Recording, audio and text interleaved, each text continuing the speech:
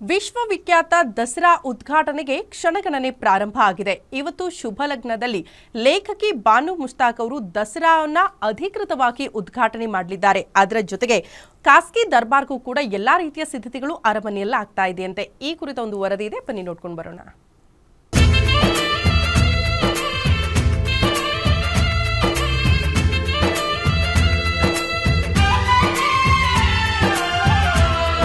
ವಿಶ್ವವಿಖ್ಯಾತ ಮೈಸೂರು ದಸರಾ ಮಹೋತ್ಸವವು ಇಂದು ವೃಶ್ಚಿಕ ಲಗ್ನದಲ್ಲಿ ಚಾಮುಂಡಿ ಬೆಟ್ಟದಲ್ಲಿ ವಿದ್ಯುಕ್ತವಾಗಿ ಉದ್ಘಾಟನೆಗೊಳ್ಳಲಿದೆ. ಈ ಕಾರ್ಯಕ್ರಮದಲ್ಲಿ ಸಾಹಿತಿ ಬಾನು ಮುಸ್ತಾಕ್ ಚಾಮುಂಡೇಶ್ವರಿ ದೇವಿಗೆ ಪುಷ್ಪಾರ್ಚನೆ ಮಾಡುವ ಮೂಲಕ ದಸರಾ ಮಹೋತ್ಸವಕ್ಕೆ ಚಾಲನೆ ನೀಡಲಿದ್ದಾರೆ.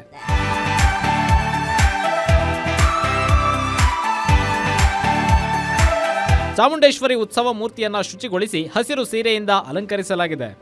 ಬೆಳಗ್ಗೆ 10:10ರಿಂದ 10:40 ಒಳಗಿನ ಶುಭ ವೃಶ್ಚಿಕ ಲಗ್ನದಲ್ಲಿ ವಿವಿಧ ಅಭಿಷೇಕ ಮತ್ತು ಪೂಜಾ ಕೈಂಕರ್ಯಗಳು ನಡೆಯಲಿವೆ. ದೇವಾಲಯದ ಆವರಣದಲ್ಲಿ ಬೃಹತ್ ವೇದಿಕೆಯನ್ನು ನಿರ್ಮಿಸಿದ್ದು 1000 ಆಸನಗಳ ವ್ಯವಸ್ಥೆಯನ್ನು ಕಲ್ಪಿಸಲಾಗಿದೆ.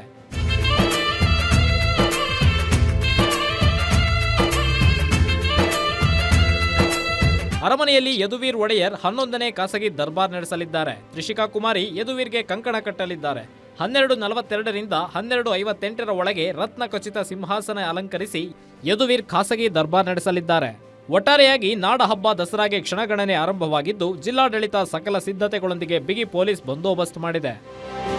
ಕ್ಯಾಮರಾಮನ್ ಧನು ಜೊತೆ Suresh B, guarantee news, Mysuru.